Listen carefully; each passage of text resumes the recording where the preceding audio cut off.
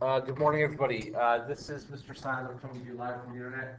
Today is February the 14th, 2014.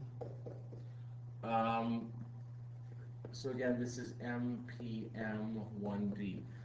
This is Mr. Sadler again coming to you live from the internet, as I already said. Uh, this video is meant to have a lesson for you guys so you can sort of keep some continuity in the course. Please try to have some fun with it. I will call on you. Please try and call out answers if you can. If you're unable to, that's okay. Just say you pass, and that's fine. As well, please try to have some fun for the class, for the supply teacher. Your job will be to hit pause at the appropriate times. As well, if I'm going too fast, please stop so the class can catch up. If I'm going too slow, well, too bad. But please answer any questions the class has. As well, if anyone, and I didn't say this in the other videos, this is the last one I'm recording. If anyone in any of my classes tries to put on headphones today, please do not let them. As well, they're adults almost, or they're getting there, so they do not need to leave the washroom, leave the class to go to the washroom either while the videos are on. Okay? And again, hang on to the seating plan. So, what I'm going to do first for the supply teacher, if you can please hand back the tests.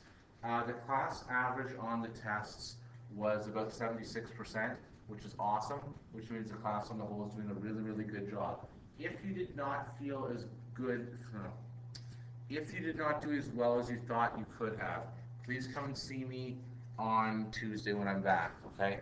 And we'll figure out what we're going to do to get you through this and having great confidence in yourselves. The best way to do this is practice.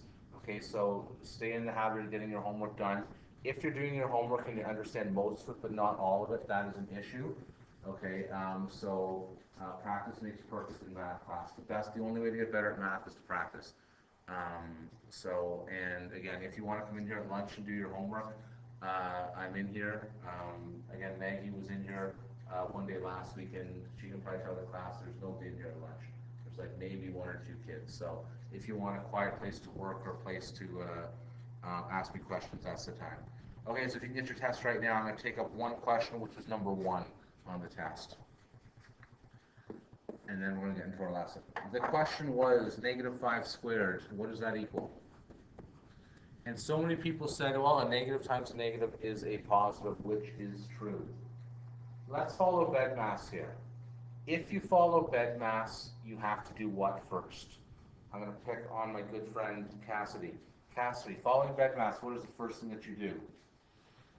You're going to do exponents. Very good. So we're going to do the squared first. What are we actually going to square? Yeah, just the 5. Okay, I don't know if you said that, but that's what you should have said. Okay.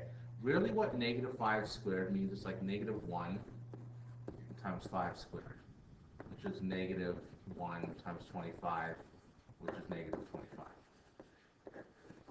Okay, that's really what that should be. So the answer should be -25. How do you know if the negative should be squared? How would this question be written? Sahil, how would this question be written if I wanted you to square the negative as well? Okay, it would be like this. And a lot of people wrote that on their paper. They said, well, yeah, bracket -5 squared is equal to bracket -5 times bracket -5, which is equal to positive 25, which it is.